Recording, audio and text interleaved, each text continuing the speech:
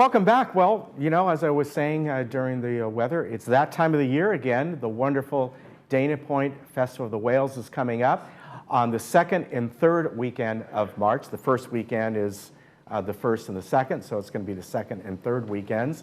And I'm really happy to have Supervisor Lisa Bartlett here today, and she has brought along Andrea Swain, who is with the Dana Point Festival of the Whales Foundation. Welcome to both of you. Thank you. Good to be back. Yeah, always good to see you. And welcome. Nice to have you on as well. Thank you for having me. This is a wonderful time of the year, isn't it? It is.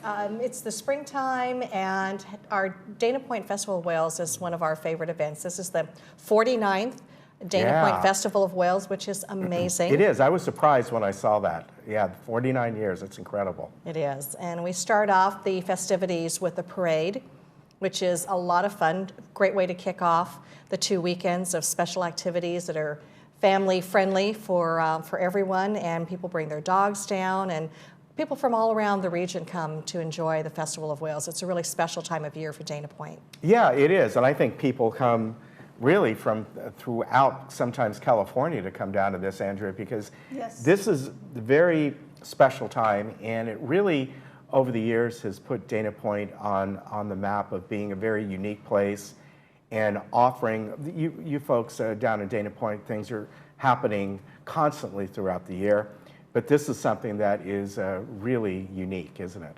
It's unique to Dana Point, and as I said, it's been in place for about 49 years now. But what's special this year, it's the first year where we can really promote and advertise that Dana Point Harbor is the dolphin and whale watching capital of the world. Ah, you got that official designation now. We do, yes. We're very proud of it. How do you go about getting something like that? Do you just do you apply for it, and they kind of look at the history and?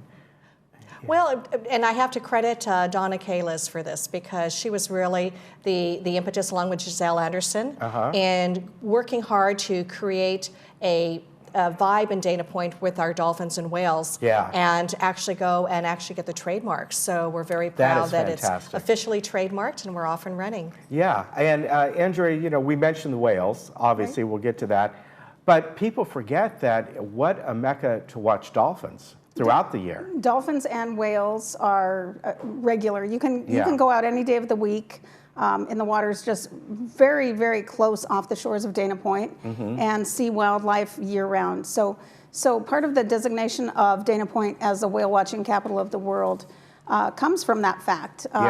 Year-round is a big deal. And although the Festival of Whales really celebrates the migration of the California gray whale past our shores, a lot of people don't know this, but there are a number of whale species here, you know, year-round. Anytime you go out, you can see 3 or 4 species of dolphins, 4 or 5 species of whales. So it's really a unique place. Yeah, it is. And the actual point in Dana Point at the headlands, a lot of scientists believe that serves as a wayfinding point for the whales in their migration. Yeah. So I mean, you know, we have orca come by, humpback whales. That would be cool to see. Yeah, it's really a unique and beautiful environment, and unlike a lot of harbors, you can be in a boat and on the water within 5 to 10 minutes max, and that doesn't happen very often in many other. You have to travel a little ways. Right. Let's talk about the wonderful logo this year. Yes. Because I really like this one a lot, and you know, I have to look. There you go on the jacket as well. But I love the way that the vibrant colors, and it's a very simple design, and yet it conveys everything. All the motion is in there. Yeah. The motion, the spray that happens when a whale does a deep dive and shows their tail fluke. The water sprays in the air, and our logo artist this year, Mika Denny, she is originally from Laguna. She grew up in Laguna, and so her inspiration came directly from actually seeing the whales in the wild.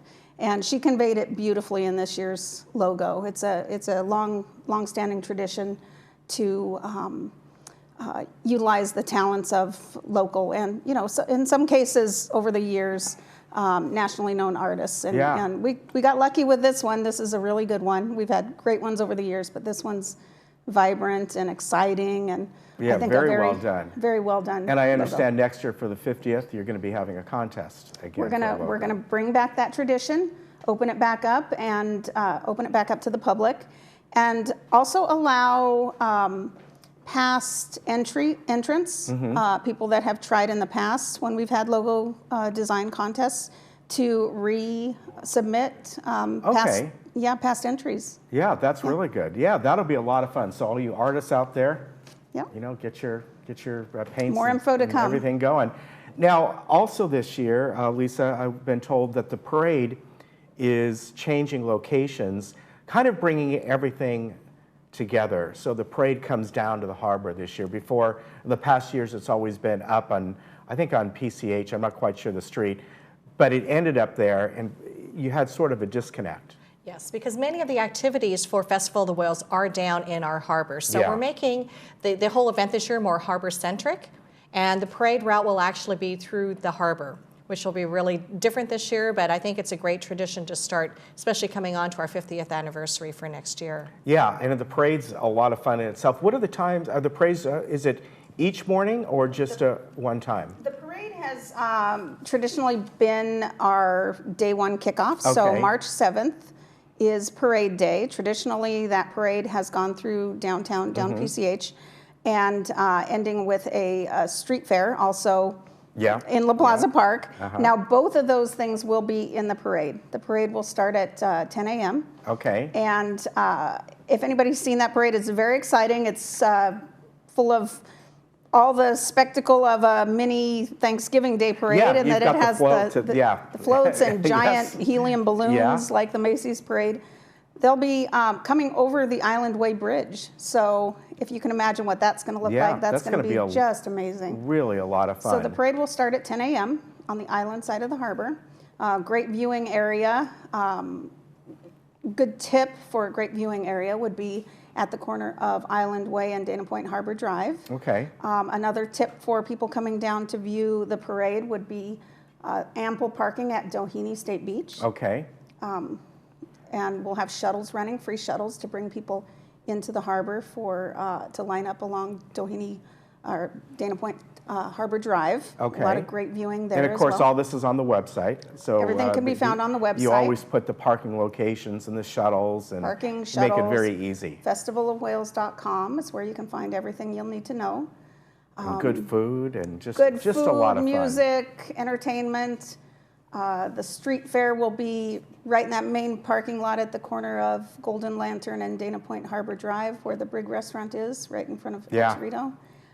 We'll have Whales, Tales, and Ales presented by the Pet Project Foundation, complete with a doggy costume contest. And the really unique thing about the Dana Point Festival of Whales is that Dana Point Festival of Whales Foundation is a nonprofit. The whole event is organized with the help of other local nonprofits who run the various events that are on the schedule. So it's Very a nice. very long-standing community event that is run by community power and benefits the community directly and celebrates the wonderful wildlife we have right here off our coast. And when you think about the tradition, Lisa, down there, it goes so far back. There are people, proprietors down there, and who owns, I forget his name, the coffee and the ice cream guy. Jim Miller. Yeah, who's been down there all these years, and other family businesses. And it's just tremendous that keeps going, and it will keep going. We know that the harbor area is going to go through remodeling and updating, but all these places are still going to be there, and just an exciting time. It's an exciting time for everyone with the harbor renovations in progress, and our parade and Festival of Whales events for 2 weekends. It's just going to be a great time for the entire community, and we just can't wait. Yeah, fantastic. We want to talk about a couple other things, though.